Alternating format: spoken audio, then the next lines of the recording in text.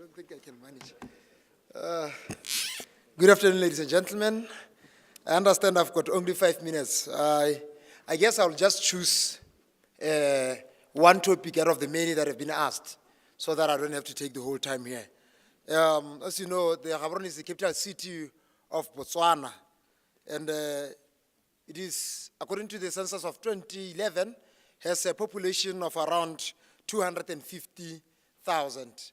But I guess like the other counterparts have said, during the course of the day, I believe that population doubles to around 430 to 450,000. We are in the center of other developing areas or almost towns.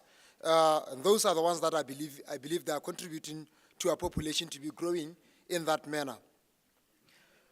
One of the greatest things, obviously, when you have a population of that kind, you will have a lot of waste being generated within the city. And therefore, that is a challenge within the city of Gaborone. When we look at the composition of the waste that have been generated within the city of Gaborone, we would say around 15% of that waste will be plastics, and we'll have the metals at 6%, and we'll have the glass at 5%. The electronic components will be at around 1%. The paper will be the greatest at around 30%, because we use paper in a lot of stuff. And the garden waste and the wood waste will contribute to 10%.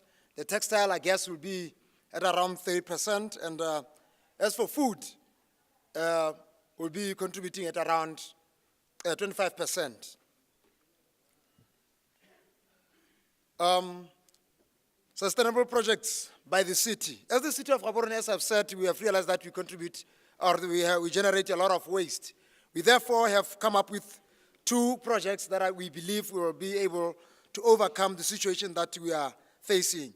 That will be the Gaborone Waste Transfer Station or the Recycle Center, and the other one that we have just launched last week, actually.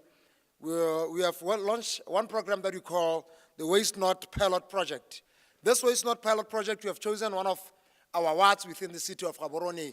It is where we are going to try and see to the point that we encourage people to separate waste.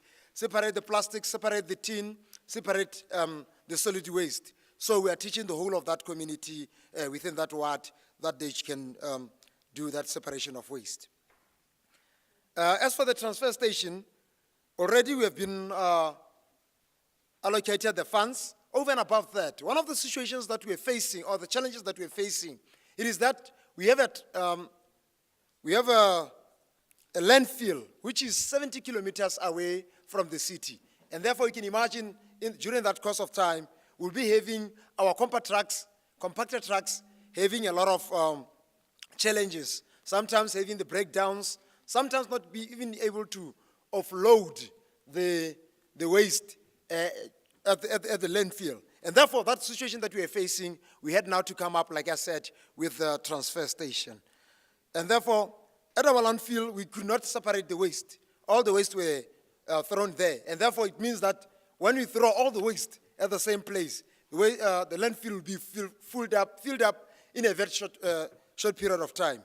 And therefore, that's why, as the city of Gaborone, we believe that waste sorting center is very imperative. And recyclable will be sorted and kept aside, and potential waste collectors will definitely be. And over and above that, we'll be able to sell that we can sell, because we don't have any other place that we say, no, we can recycle our waste in our city. So we'll be relying much on His Worship, Mr. Soli, and his counterparts within the city, within the South Africa to associate, to help us with selling the waste to them so that they can recycle it. But by then it won't be waste, I guess. It will be something that is recyclable, those plastics and tins and bottles, because we are, again, much dependent on South Africa in a lot of things as far as our economy is concerned. A first step to shift the waste, like I said, and on the Waste Not project, a pilot project, like I said, has been launched at Block 3. We are having a concept where we are saying, catch them young.